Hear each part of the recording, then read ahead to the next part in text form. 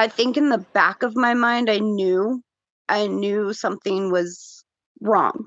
I had the worst bruising growing up. I mean, and I've heard other VEDS folks say this, but that like, oh, they thought my parents abused me because I had so many bruises. And I did. I had so many bruises.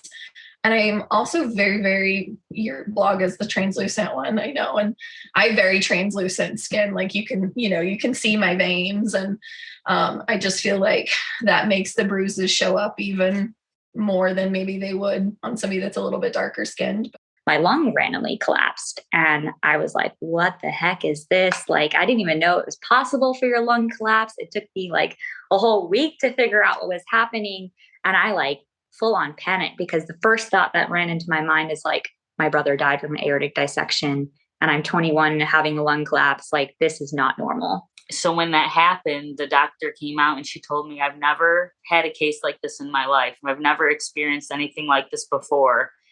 And when she said that, I told my husband, I said, it has to be VEDS because I know uterine rupture is one of the things. And even though this was kind of like a mechanic rupture, how it tore when she cut, with her saying it's not normal, she's never seen this before, I told my husband, I need to know. Unfortunately, it was after my son Hunter passed away is how we diagnosed me. The autopsy that we got back was he had an aortic dissection.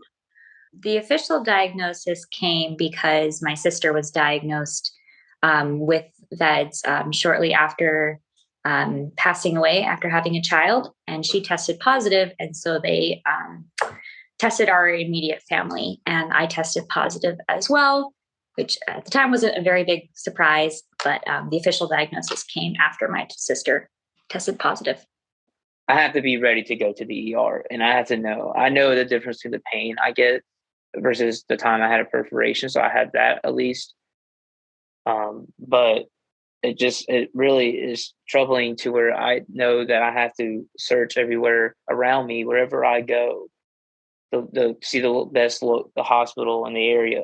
It wasn't until the third visit to the ER that they saw that the renal artery dissection had progressed into had kind of run into the aorta and had caused an aortic dissection. And then I was in the ICU.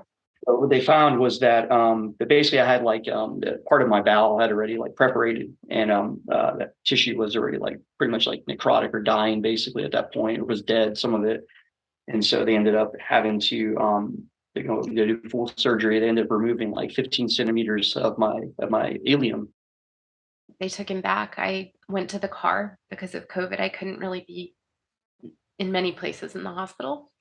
And so I just got into my car and I prayed really hard because I wasn't entirely sure what they were doing to him. I just knew that they were trying to fix whatever was broken. And it was a dissection. The time for me to get checked in anywhere, for me to understand, like, hey, I know you can't see what's going on, but I know what's going on. Like, I need an MRI or a CAT scan. I need you to do something now, not have me sitting here for 4 hours in somewhat pain. I also want to reassure people. I know we have a lot of new people in our VEDS community, and it can be scary those early days, especially. I really wanted to put my child in a bubble. He was 2 when he was diagnosed, and we had to have a lot of hard conversations with our medical team, which I would encourage everyone to get expert input, and then to really talk to your family and make the right decision for your unique situation. My advice would just be to keep fighting, because nobody knows your body better than you do. If you know something's wrong, and I can say this as a nurse too, like, nobody's going to fight for you. You have to fight for yourself. Yeah, we're super excited to have something that potentially could change, the course of VEDS, and just might have some major impact and give us a better quality of life, and maybe a longer life, right?